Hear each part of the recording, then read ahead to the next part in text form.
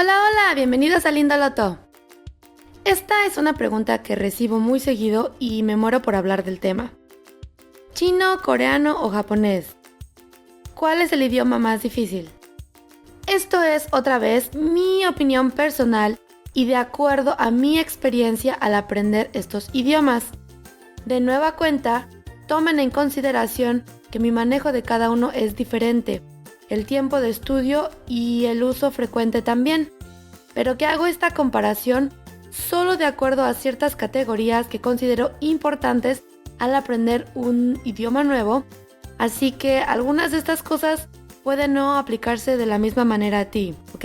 ¿Estamos? Bueno, vamos a ver. Al aprender idiomas yo soy de la idea de que el tipo de estudiante que eres sí importa. Con esto me refiero a si eres del tipo visual, auditivo o kinestésico. No todos retenemos información de la misma manera y hay cosas que se nos dificultan más que a otros. Por ejemplo, yo soy kinestésica, aprendo haciendo y hay partes al aprender un nuevo lenguaje que no me cuadran de inmediato y que por lo tanto debo practicar más. Así que recuerden, el que un idioma sea más fácil o difícil para alguien es simplemente cuestión del sistema de enseñanza. Ahora vamos a analizar las 4 habilidades de todos los idiomas: escribir, leer, escuchar y hablar. Escribir es de lo primero que nos llama la atención de los idiomas asiáticos. Tanto Corea como Japón basaron su escritura en los caracteres chinos, pero atención por favor, no son iguales. Cada uno desarrolló un sistema completamente diferente y significados, pronunciación e incluso los trazos llegan a variar. En China existen los Hanzi. No hay al parecer un conteo exacto de cuántos son. Algunos dicen que 20,000, otros más, otros menos, pero según esto, los que sabe la mayoría de la gente educada en China son entre 3,000 y 5,000, que son los usados en la vida diaria. La gran mayoría solo tiene una lectura en pinyin, que es la forma en que se pronuncian, y como ideogramas no representan solo el sonido, sino toda una idea o un concepto. También tenemos lo que son los caracteres tradicionales y simplificados, que en realidad son lo mismo y lo único en lo que varían son los números de trazos, pues se simplificaron para hacerlos más rápido de escribir. En China continental se utilizan en su mayoría los simplificados, pero en sitios como Hong Kong o Taiwán se prefieren los tradicionales. En japonés tenemos 3 alfabetos: hiragana, katakana y kanjis. Hiragana y katakana hacen una representación visual de los sonidos usados en japonés. El hiragana se usa para escribir palabras japonesas y el katakana para palabras extranjeras como nombres o palabras prestadas de otros idiomas. Los kanjis son ideogramas, derivados de la escritura china, son mucho más parecidos a los caracteres tradicionales, pero muchos cambian su significado y pronunciación. Y no estoy segura si algunos varían en trazos. A diferencia de en chino, en japonés los kanjis pueden tener muchas lecturas dependiendo del contexto y de los caracteres que estén a su alrededor, así que aprenderlos es toda una faena. Si les gustaría saber más sobre los kanjis, les recomiendo que entren a cursos de caligrafía. Son algo maravilloso, pero complicados para los que no tenemos sensibilidad artística como yo. Los 3 alfabetos se usan en el día a día, así que hay que aprenderlos sí o sí. Pero igual, depende de qué tanta habilidad quieras alcanzar con el japonés. El coreano es más sencillo en su escritura, solo tiene un alfabeto y es como aprender hiragana, son simplemente representación de sílabas. Una vez que aprendes sus reglas y excepciones es fácil de reconocer. Supongo que lo complicado viene en ciertas palabras, cuando la forma en que se pronuncian es diferente a cómo se escribe, y me parece que esas las debes de aprender de memoria. Un poco molesto para los que usamos el español, donde una combinación de letras siempre tienen el mismo sonido, pero no imposible para los amantes del idioma coreano.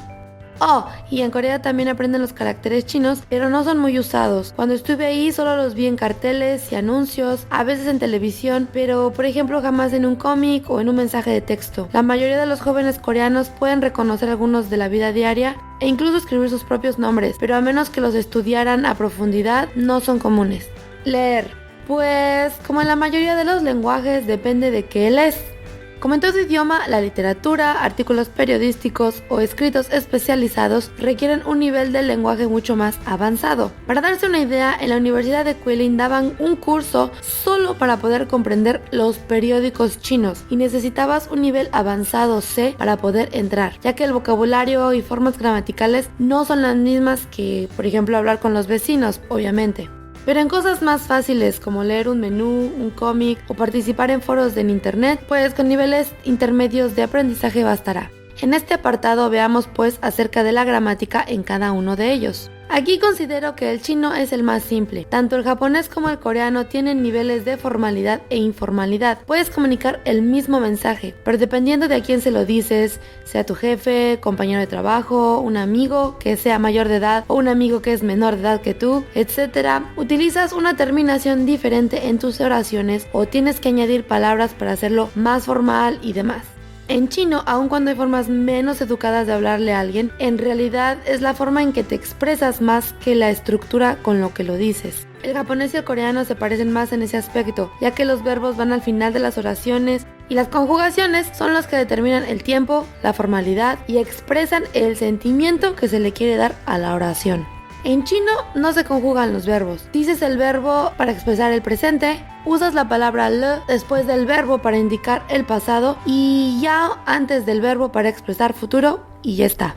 Mi mayor problema con el japonés y coreano fueron las partículas y con los tres idiomas los contadores. Las partículas son pequeñas palabras que ayudan en la oración. Algunas no tienen ni siquiera una traducción en nuestro idioma. Se manejan delante de verbos, sustantivos, adjetivos o partes específicas de una oración y en realidad son muy importantes para manejar el lenguaje de manera correcta.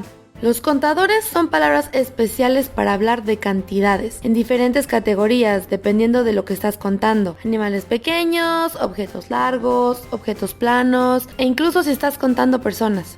Estos fueron mi mayor frustración.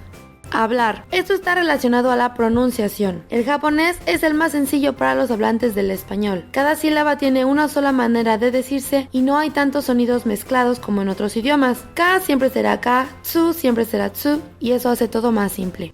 El coreano es el que le sigue en dificultad. Aunque muy parecido al japonés, hay algunas sílabas que cambian su pronunciación de acuerdo a lo que les precede. Por ejemplo, si eres de los míos y has visto muchos dramas coreanos, te habrás dado cuenta que para decir lo siento, parece que dicen biane, con un sonido labial, pero la palabra es miane, con la letra M, pero sin juntar mucho los labios. Estas pequeñas diferencias hacen un poco engorroso el aprender cómo pronunciar correctamente cada palabra en específico, en especial si estás leyendo en voz alta. El chino es muy difícil para mí, con 5 tonos contando el neutro y cambios cuando se combinan algunos de ellos, además de los sonidos ch, sh, ch, que tienen que ver si pegas la lengua al paladar correctamente y que cuando uno habla de corrido no hay mucho tiempo para pensar en qué tono estás buscando, porque no quieres llamarle caballo a alguien por error. Hay demasiado en juego en una conversación. La verdad es que lo que me ha salvado es que con el tiempo se me quedan pegados los acentos de las personas con las que me rodeo y básicamente solo copio su forma de hablar. Por eso he podido sobrevivir hablando en mandarín, aunque estoy segura que no digo los tonos de forma correcta la mayor parte del tiempo. Escuchar. Casi igual que con la categoría anterior, el japonés es el más fácil y bello de escuchar. No sé ustedes, pero siempre he dicho que el japonés me parece el idioma más bello del mundo. Es claro y rítmico y es muy fácil de identificar. Incluso las canciones en japonés tienen un sentimiento diferente de las del resto del mundo. No sé cómo explicarlo, pero es simplemente maravilloso.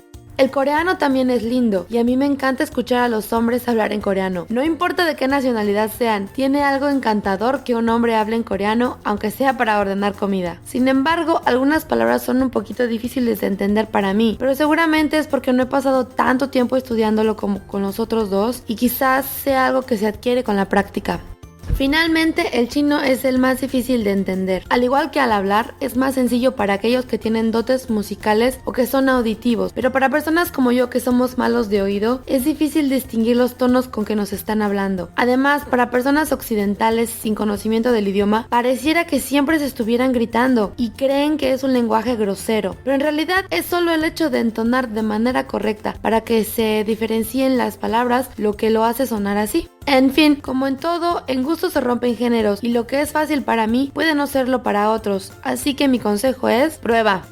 Prueba a estudiar el idioma que tú más quieras y la verdad es que si te gusta, encontrarás la forma perfecta de aprenderlo para ti. Y como un dato personal, creo que todo en mi vida empezó a mejorar cuando empecé a aprender idiomas. Eso es todo por hoy. Si te gustó este video y crees que fue útil, por favor compártelo. No te olvides suscribirte a este canal.